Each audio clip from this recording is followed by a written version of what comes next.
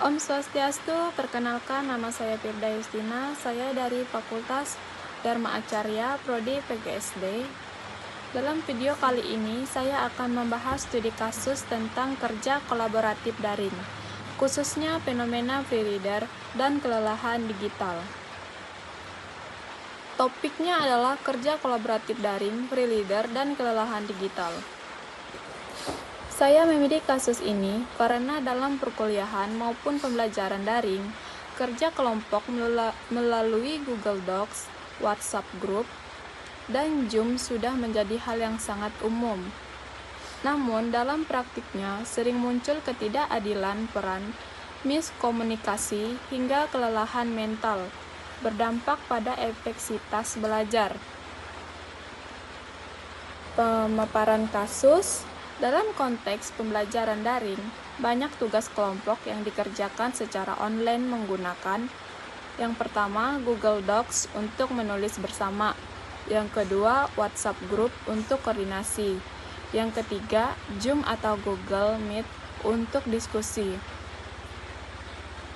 Namun, muncul beberapa fenomena seperti yang pertama, anggota pasif atau free reader, yaitu anggota yang jarang berkontribusi tetapi tetap mendapatkan nilai. Yang kedua, konflik komunikasi teks karena pesan tertulis sering disalahartikan dan minim ekspresi emosi. Yang ketiga, burnout dan kelelahan digital akibat koordinasi yang terus-menerus, notifikasi tanpa henti, dan batas waktu yang tidak jelas. Sebagai contoh, dalam satu kelompok hanya satu atau dua orang yang aktif mengerjakan tugas di Google Docs, sementara anggota lain hanya hadir saat pengumpulan. Hal ini menimbulkan rasa tidak adil dan menurunkan motivasi anggota yang aktif. Analisis teori. Fenomena ini dapat dijelaskan melalui konsep CSCW, Computer Supported Cooperative Works, yaitu kerjasama yang didukung oleh teknologi digital. Yang pertama, ketidakadilan peran dalam kerja daring. Kerja kolaboratif online sering tidak adil karena tidak adanya pembagian tugas yang jelas, kurangnya pengawasan langsung, sistem penilaian yang bersifat kelompok bukan individu. Dalam teori CSCW, hal ini disebut sebagai social lifting, yaitu kecenderungan individu mengurangi usaha ketika bekerja dalam kelompok. Yang kedua, CSCW dan kegagalan kerja tim daring.